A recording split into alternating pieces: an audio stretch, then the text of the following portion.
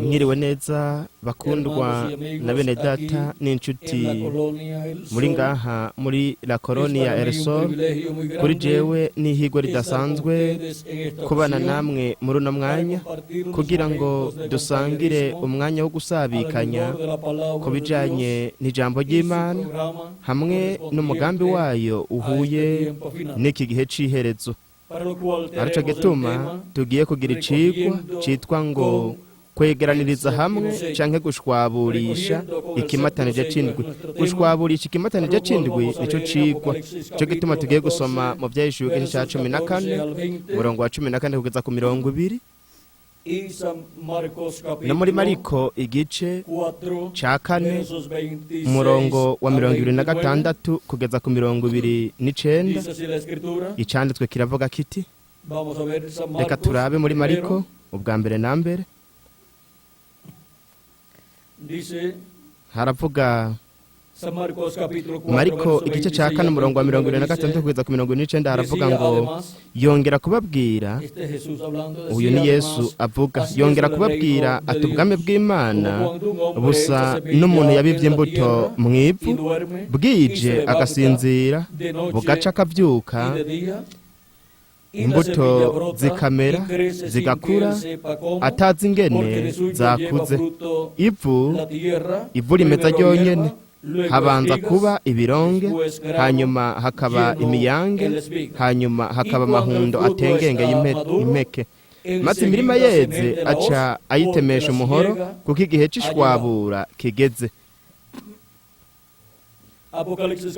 Ivyahishuriwe 14 umurongo wa 14 kugeza ku 20 haravuga ngo kandi mbona igicu cera, no kuri kino gicu uko ivyagiye ko asa n'umwana w'umuntu, yambaye igitsibu c'izahabu mu mutwe kandi afise umuhoro ukarishe mu kuboko.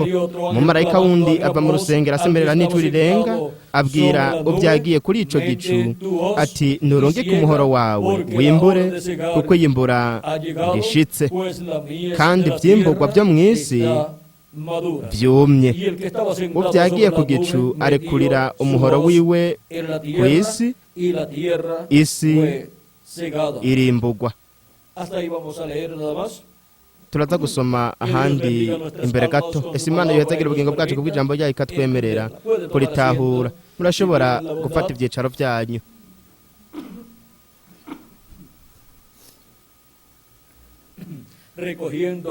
Gushwaburisha ikimatanije c'indwi.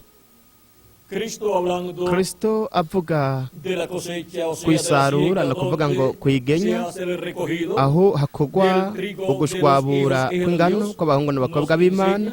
Atwigisha ko ingano ica mu ntambuko zitandukanye. Ubwa mbere irabibwa, hanyuma ikamera, hanyuma igakura, hanyuma ikaba imiyange, hanyuma ikajendegeta impeke, hanyuma igihe iba yamaze gukomera rero barayisarura, bararungika umuhoro bakayisarura kuko igihe c'isarura kiba cageze. No mu vyahishuwe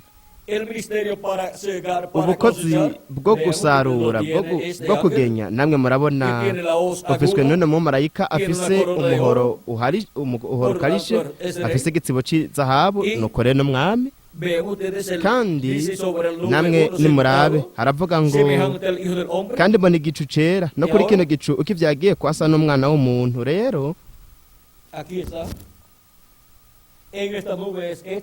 nahari ngaha, uyu ari ngaha mwa kino gicu, uyu aje muri iki gicu, kandi namwe nimurabe aje muri igicu c'ubwiza nk'uko cabonetse kandi bigatangazwa na Kristo muri Mateyo igice ca 24 umurongo wa 30 kabandanye. Ahavuga ko ikimenyetso c'umwana w'umuntu kizobonekera kw'ijuru. Kandi reka turabe kugira ngo tubigire nk'uko nyene vyavuzwe. Haravuga ngo muri ikimenyetso c'umwana w'umuntu kizobonekera kw'ijuru, ni hamoko yose yo mw'isi azoboroga, bazobona umwana w'umuntu aje ku bicu vyo kw'ijuru ari n'ububasha n'ubwiza bwinshi. Aha mu vyahishuriwe igice ca 14 naho nyene haramwerekana aje mu gicu, ndetse kandi no mu vyahishuriwe igice c'10 naho nyene haramwerekana aje mu gicu canke mu bicu. Namwe nimurabe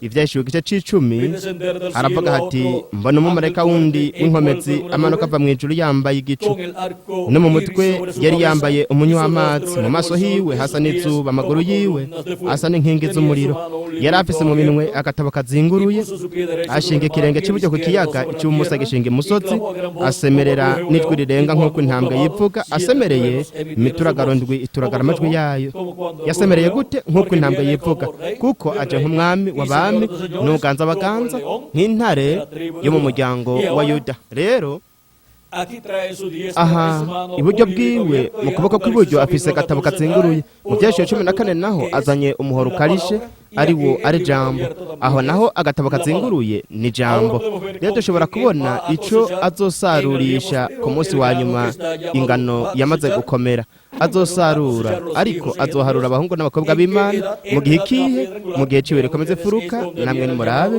aho niho haza umuhamagaro w'ijuru ngagenzamba ukwegeranwa kw'abategereje n'Imana bose kandi nico gituma muri Matayo igice ca 24 murongo wa 30 hatubwira ko kuza k'umwana w'umuntu aje ari mu bicu ivyo kwijuru kuko kandi muri Luka havuga ngo azani mu gicu kuko ni gicu gikozwe n'abamarayika 8 igihe twoharura umwe wese mwa bamarayika ku giti ciwe nokore ni bicu 8 aje mu bicu arivyo bishushanye gicu kimwe arico gicu cyari cyashushanijwe mu maso h'umwami Yesu Kristo nokore aje mu bicu kandi aje mu gicu ubwo kandi aje agendera ku farashi y'igitare yo mu vyahishuriwe igice ca 19 rero dushobora kubona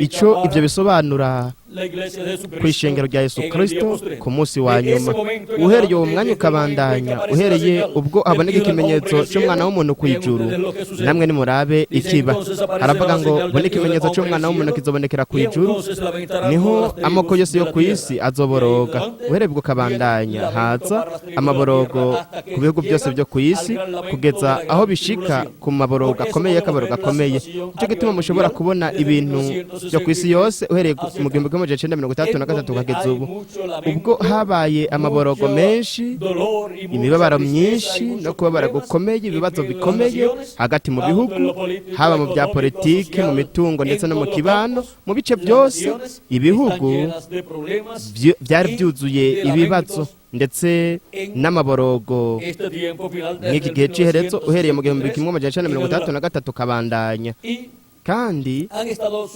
hakomeje kwaduka ubugwayi ubwo mu bindi bihe nubwo kumbure bwa bwarahabaye ariko butoba bwarigaragaje nko mu iki gihe c'iherezo kandi nubwo ibihano by'Imana by'akabiro gakomeye bitaratangura ubwo ibyabaye muri kahise bizokwigaragaza mu buryo bwuzuye ku kiremwa muntu rero haravuga hati bazobona umwana w'umuntu aje ku bicu byo kwijuru ari n'ububasha n'ubwiza bwinshi aho hari umumarayika yaratandukanye n'abandi hariho umwana w'umuntu umumarayika afise ikimatarija c'indwi aho kwijuru muri ico gicu yaje ku bicu byo kwijuru ari kumwe n'abamarayika ntumwa n'ibihendo by'ishengero ry'abanyamahanga mu gihe c'iherezo ku isi namwe nimurabe nk'uko higaragaje abamarayika n'intumwa b'ibihendo by'ishengero uno mumarayika yaratandukanye n'abandi azoba ariko yigaragaza akora igikorwa c'isarura igikorwa co gushwabura abahungu n'abakobwa b'Imana bose mu gihe c'iherezo abahamagara begeraniriza hehe mu gihe c'ibiro komeze furuka mu kiringo c'ubwami nico gituma mu vyahishuriwe igice ca 4 umurongo wa mbere havuga hamwe n'ijuru rirenga ry'inzamba hakavuga ati duguze hano ndakwereke ibintu bigiye kubaho hanyuma y'ibyo hanyuma mu vyahishuriwe 22:6 kabandanya haravuga ngo arambarira ati aya majambo nayo kwizegwa nayo kuri kandi umwami Imana igere mpemu z'abavugishwa nayo yatumye umumarayika wiwe kwereka abagorano biwe ibintu bigiye kubaho vuba no kuvuga ibintu bigiye kubaho inyuma y'ibyo reka tubisome ngaha mu mwiki cyanditswe aravuga hati arambarira ati aya majambo nayo kwizerwa nayo kuri kandi umwami niyo mana igera inkwembo z'abavugishwa nayo yatumye umumarayika wiwe kwereka abagarano biwe ibintu bigira bibeho vuba. Kubera iki arungitse umumarayika wiwe ntumwa kugira ngo yereke ishengero ryiwe ibintu biteruza kubaho vuba. None no kubera iki Kristo ari we yasezeranye kumenyekanisha ibi bintu? Kubera iki we nyene ubwiwe atabimenyekanishije?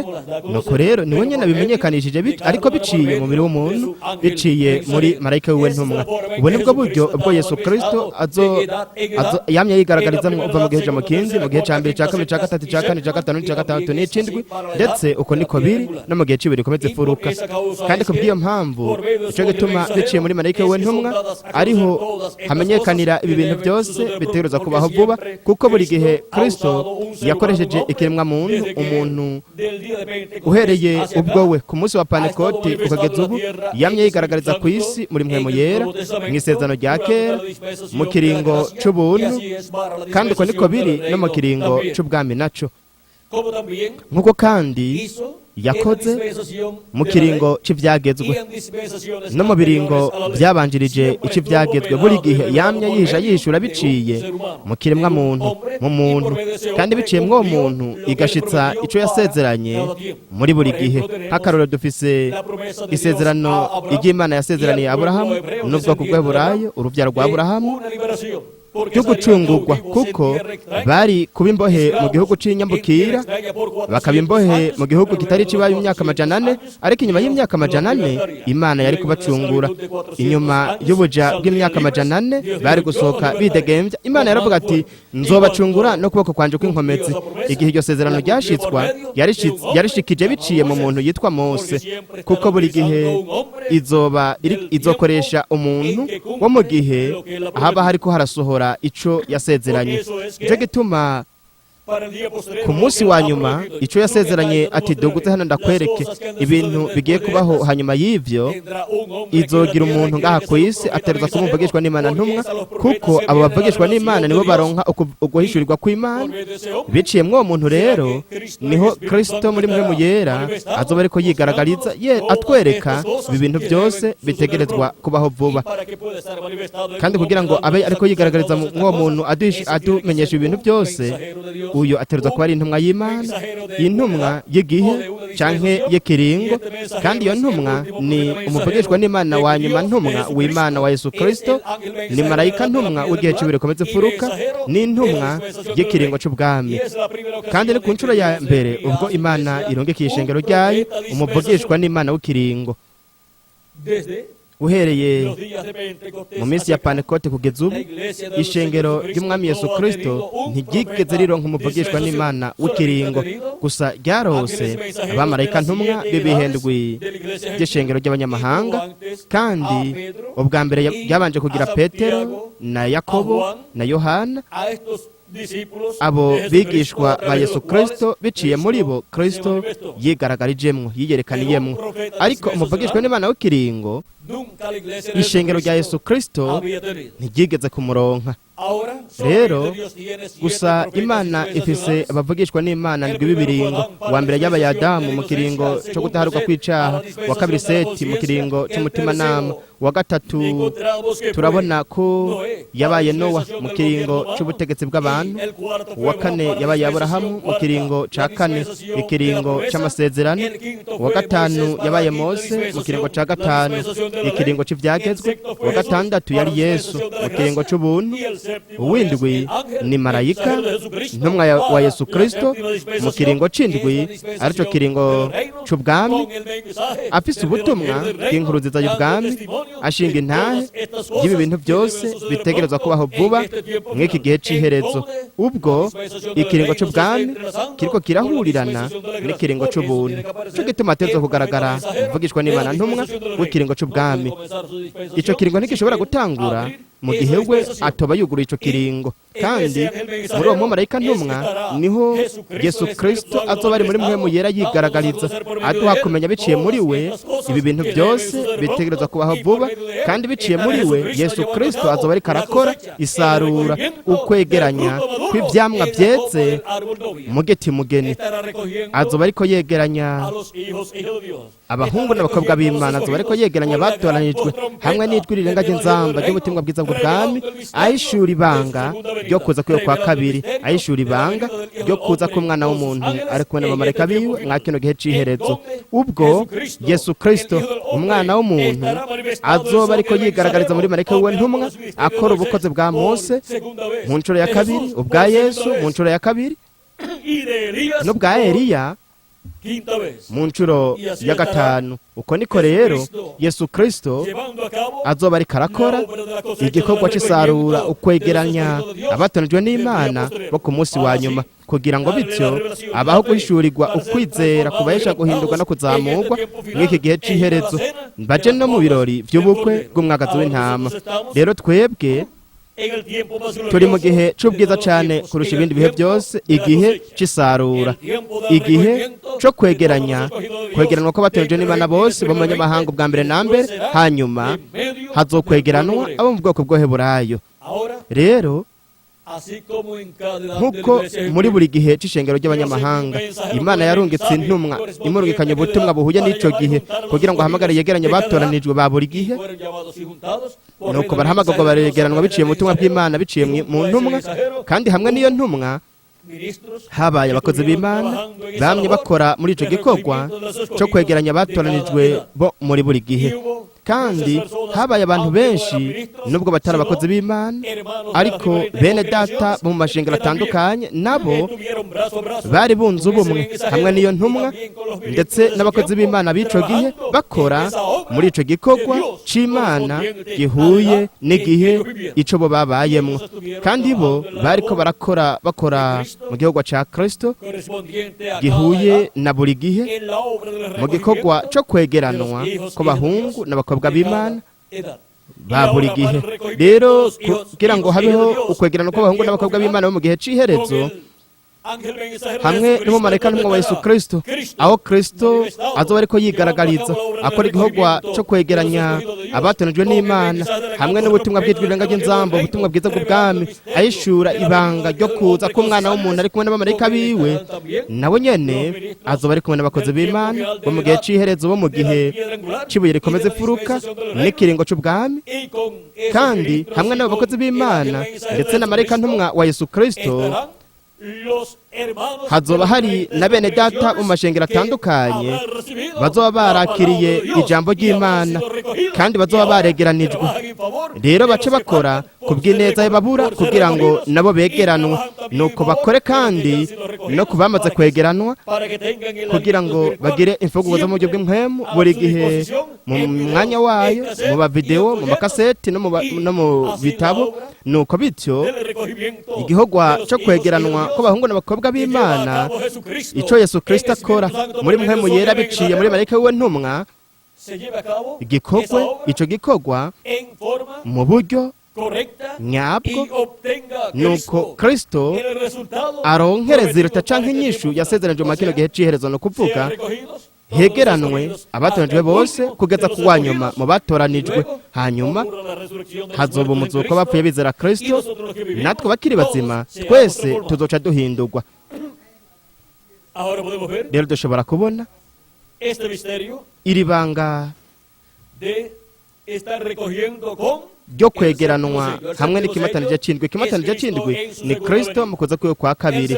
Ikimatanije c'indwi ni Kristo aje muri mpwemu yera yigaragariza muri marayika wiwe ntumwa, ijambo rije, ijambo ryambaye umubiri mu muntu muri marayika ntumwa wa Yesu Kristo, nuko agakora igikorwa co kwegeranya abatonejwe n'Imana bose.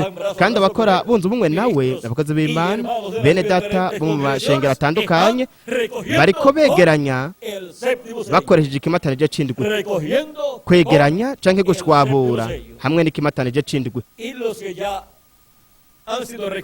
kandi bagiye baregeranwa. Ndabashimira Imana ko habayeho abantu begeranijwe n'ikimatanije c'indwi bakaba ibikoresho kugira ngo namwe mwegeranwe. Ubu rero namwe mwiyunge n'abamaze kwegeranwa hamwe n'ikimatanije c'indwi kugira ngo abandi nabo begeranwe mwa kino gihe c'iherezo, huzura igikorwa co kwegeranwa ko batoranijwe n'Imana bose.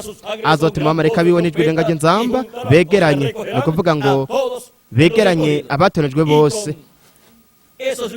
Kandi hamwe n'ubwo bukozi bwa Kristo bwigaragariza muri marayika wiwe ntumwa, ubukozi bwa Mose n'ubwa Eliya n'ubwa Yesu, bwose burakora bwegeranya hamwe n'ikimatanije c'indwi. Kuri jewe ryari ihigwe ridasanzwe kubana namwe muri uno mwanya, ndabashingira intahe y'ingene twoba turiko turegeranwa n'ikimatanije c'indwi. Isaha y'isarura yarageze, isaha yo kugenya yaraje, niko bivuga mu Byahishuriwe 14, kandi byaravuze ati rungika umuhoro wawe ugenye. Umuhoro w'ijambo ry'Imana, ubutumwa bw'inkuru nziza y'ubwami, kugira ngo bwegeranye ivyamwa kuko birakomeye bireze. Ubu rero turi mu mpeshi yuzuye yo mu buryo bw'impwemu. Impeshi ishushanya igihe c'isarura kandi ishushanya ukuza k'ubwami bw'Imana. Impeshi iregereje. Muri Luka bisobanura, no muri Mariko bisobanura ubwami bw'Imana buri hafi. Kandi aho ni mu gihe ciki c'isarura, mu gihe co kwegeranwa, kuko begeranirizwa hehe? Mu bwami bw'Imana. Rero turi mw'isarura ryuzuye. Ingano, abahungu n'abakobwa b'Imana bariko baregeranwa bashigwa mu kigega c'Imana. Vuba tuzohindurwa tujanwe mu birori vy'ubukwe bw'umwagazi w'intama. Matayo nawe arashinga intahe muri bumwe mu butumwa Yohana Umubatizi yavuze, duhereye ku murongo w'icumi, uwa 10 na 12. Yohana Umubatizi avuga ubutumwa. Reka turabe duhereye n'imbere gato ku murongo w'8, uhereye aho kabandanya aravuga ngo nuko mwama imbuto zikwiranye no kwihana, mwoye kwiyumvira mu mitima muti dufise Aburahamu niwe sogokuruza. Ndababwira yuko aya mabuye Imana ishobora kuyabyiramwo abana ba Aburahamu. Ariko icabiti igenekerejwe ku bitsina by'ibiti, nuko rero igiti cose gitanga ivyiza kiracibwa kigaterwa mu muriro. Nukuri jeho ndababatiza mu mazi ngo mwihane, ariko uzoza hanyuma yanje andusha ubushobozi, ntibibereye no kumutwaza inkweto. Uyo azobabatiza muri mpwemu yera no mu muriro. Urutaro rwiwe ruri mu kuboko kwiwe, kandi azokubura imboga yiwe neza, yimurira ingano ziwe mu kigega, maze umuguruka awuturire mu muriro utazima.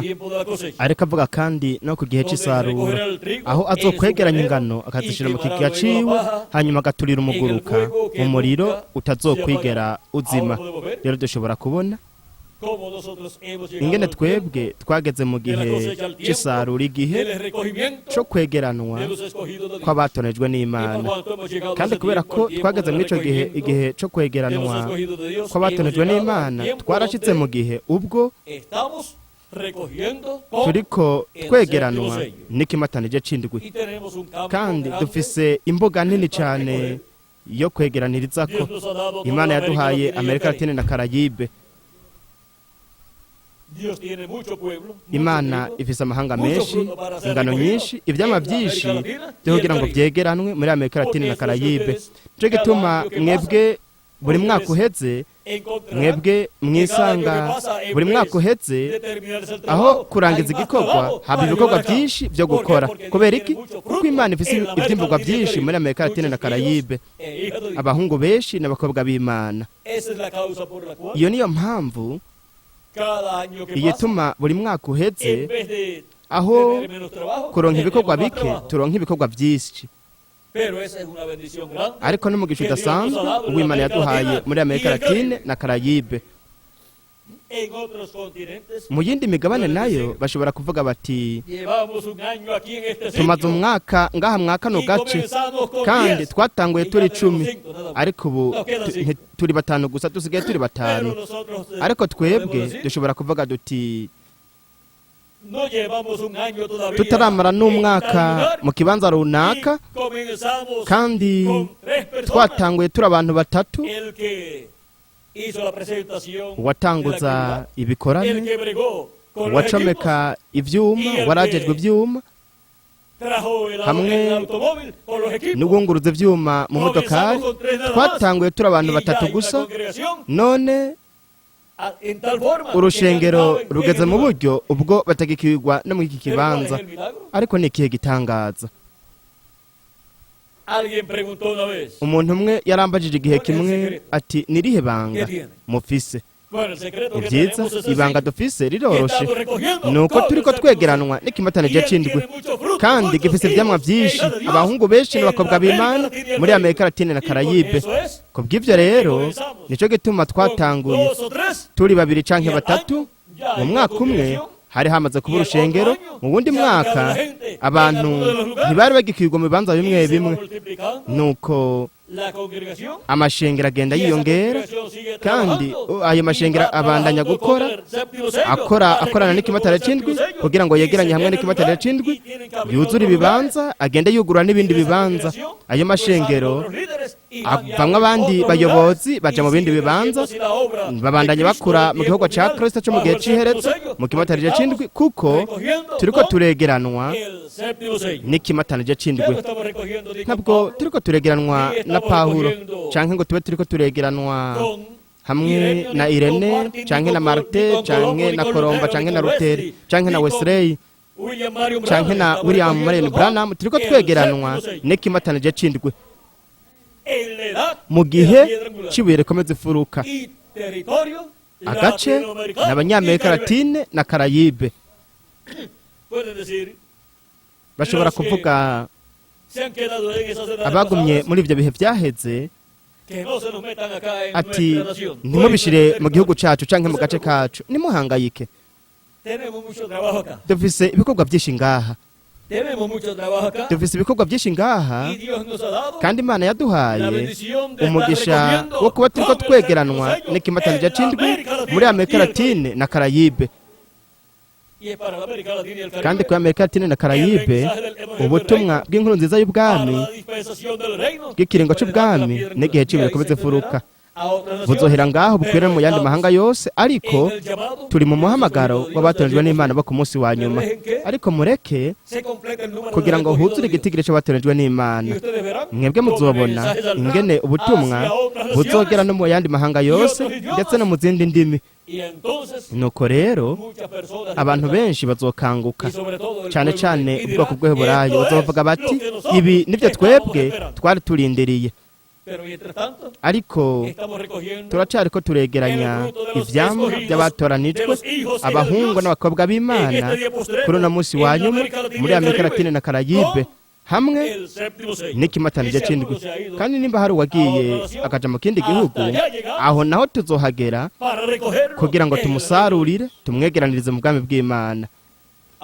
Rero dushobora kubona ko turiko turegeranya ivyamwa byo mu gihe cibuye komeze furuka, kandi abegukira iki gihe c'ishengero nubwo baba baragiye mu kindi gihugu, aho naho tuzohashika dufise ubutumwa, kuko begukira igihe cacu ndetse n'ikiringo cacu, kandi turabakunda n'ubugingo bwacu bwose n'umutima yacu yose, nubwo baba baragiye bakava mu gace k'Abanyamerika Latine na Karayibe.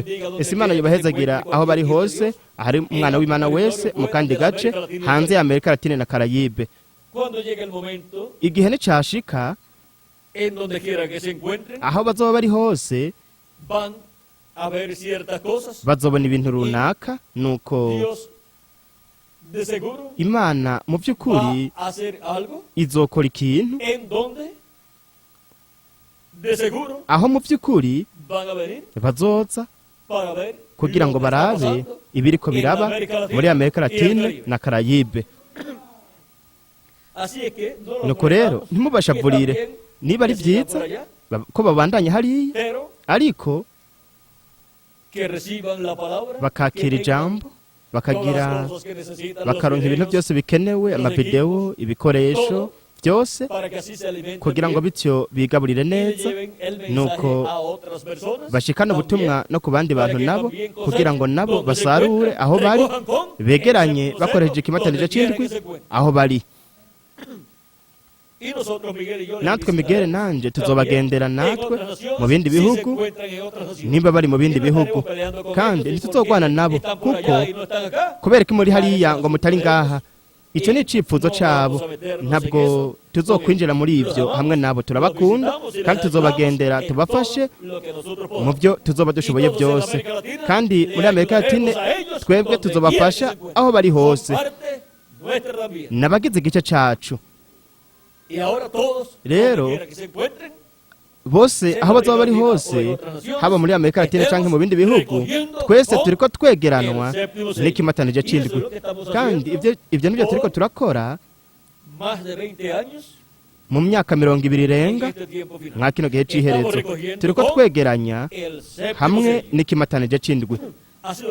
Kuri je ryari higwe ridasanzwe kubana namwe muri uno mwanya, ndabashingira intahe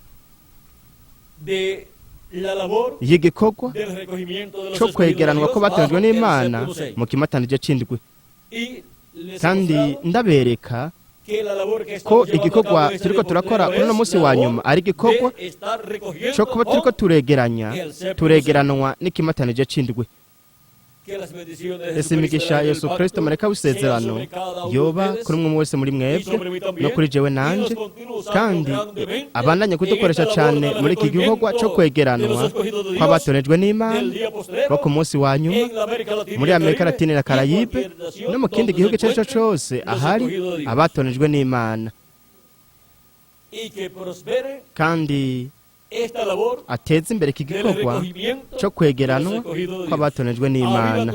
Hembura icyo gikorwa cyawe hagati muri iyi myaka, ukimenyekanishe. Hembura igikorwa cyawe, ihe ubuzima bwa mpwemu wawe, ubwo buzima bw'Imana aribwo buzima bwawe, aribwo buzima bwa mpwemu yera, bwigaragaze mu gikorwa c'Imana c'uno munsi wa nyuma, mu gihe c'ibuye rikomeze ifuruka no muri umwe wese muri mwebwe no muri jewe nanje, kandi udukoreshe mu mwuzuro wose, utwegeranye hamwe n'ikimatanije c'indwi mu izina rihoraho ry'Umwami Yesu Kristo. Amen kandi amen. Ese Imana yobandanya kubahezagira mwese, Imana ibarinde, ndabasigana hamwe natwe ubundi busha. Miguel Bremdas Marine, umuntu ariko yegeranwa hamwe natwe, ariko yegeranye hamwe n'ikimatanije c'indwi, kandi ninde wundi ariko yegeranywa n'ikimatanije c'indwi? Twebwe twese turiko turegeranwa hamwe n'ikimatanije c'indwi, kuko uwutegeranirisha ikimatanije c'indwi arasanzagiza, kandi uwutari kumwe n'ikimatanije c'indwi nuko rero agwanya ikimatanije c'indwi, ariko uwuri kumwe n'ikimatanije c'indwi ari kumwe na Kristo mu kuza kwiwe, nk'umwana w'umuntu n'umwana wa Dawidi, nk'umwana w'umuntu ari kumwe n'abamarayika biwe kuri uno munsi wa nyuma.